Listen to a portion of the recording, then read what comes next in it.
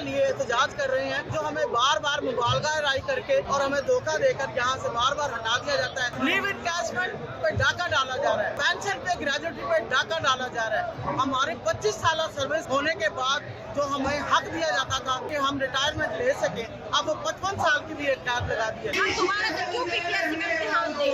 आपने दरमियान में रूल चेंज किया, हमारे ऊपर वो रूल एप्लीकेबल नहीं होना चाहिए। अब सारे इदारे प्राइवेट कर दिए, आपने जॉब कर दी है। सबसे कम पेस पंजाब के टीचर्स की है, सबसे कम स्केल पंजाब के टीचर के हैं। हम लोग SST हो गए 16 स्केल ले रहे हैं।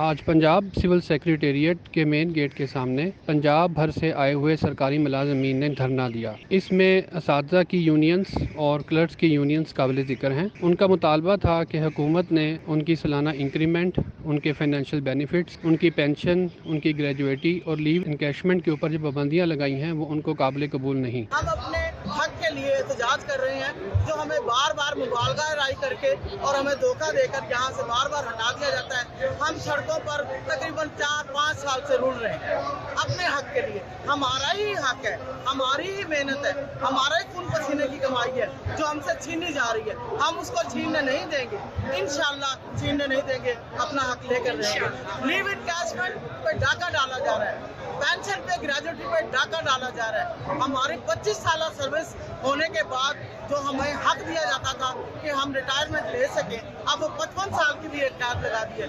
55 साल की उम्र तक जाने से जो 25 साल की उम्र में टीचर एक मजबूर हो जाता है किसी बीमारी की वजह से और वो रिटायरमेंट लेना चाहता है, तो वो 55 साल का इंतजार करेगा क्या? वो उस दौरान अगर उसकी बीमारी इतनी स्पेयर है और अल्लाह ना करे वो एक्सपायर हो जाता है, किसका रिटायरमेंट दे रहे हैं? हम लोग 2019 से जो है वो सड़कों पे है अपने मुतालबात लेकर के। जब एक जॉब के लिए, एक पोस्ट के लिए हम पहले ही टेस्ट दे के इंटरव्यू दे के आए हैं और अपनी अपॉइंटमेंट के टाइम का क्राइटेरिया पूरा करके आए हैं, उसके बाद उस क्राइटेरिया में दोबारा से चेंज क्यों? हम दोबारा से क्यों PPSC में इम्तिहान दें?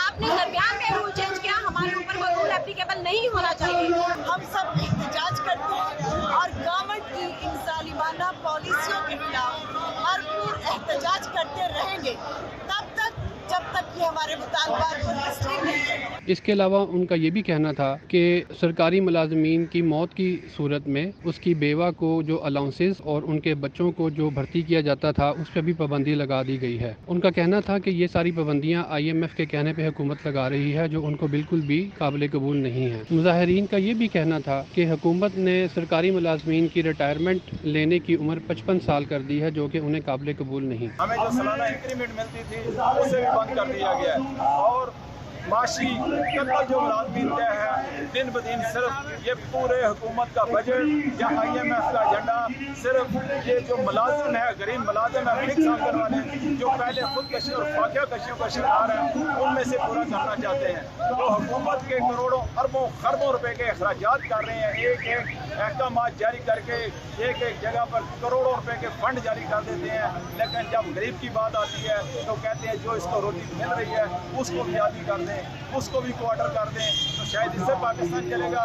इनके तो मकासद और हैं। सर, अब आप क्या चाहते हैं हुकूमत से कि हुकूमत क्या करे? हम ये चाहते हैं कि मुलाजमीन का माशी कत्ल बंद किया जाए ताकि ये पुरअमन तरीके से, अच्छे तरीके से अपने दफ्तरों में लोगों की खिदमत कर सकें। अदरवाइज इस तनख्वाह में लोग ना पेट्रोल पूरा कर सकते हैं, ना मकान का किराया पूरा कर सकते हैं, ना आटा पूरा कर सकते हैं, ना बिजली का बिल दे सकते हैं, ना बच्चों का दूध पूरा कर सकते हैं। आपकी तनख्वाहों का मसला है या आपके अलाउंसेस का मसला है या क्या ज्यादा मसला है? तनख्वाहों का हमारा मेन मसला है कि तनख्वाहें बढ़ाई जाए, हमारा ये मुतालबा था, लेकिन इन्होंने उल्टा ये किया कि उनकी जो तनख्वाहें मिल रही थी, जो उन्हें पेंशन मिल रही थी, जो लीव इनकैशमेंट 10-12 लाख रुपये में मिलता था, उसे भी ख़त्म कर दिया गया है। और मैंने अभी आपको बताया कि जो हादसे की सूरत में किसी मुलाजम को फाइनेंशियल असिस्टेंट के हवाले से मिलती थी 20, 25, 30 लाख रुपए मिलता था बेवा को, वो भी ख़त्म कर दिया गया है। और जो बेवा को उसके बच्चे को भर्ती कर लिया जाता था आज 17 में, वो भी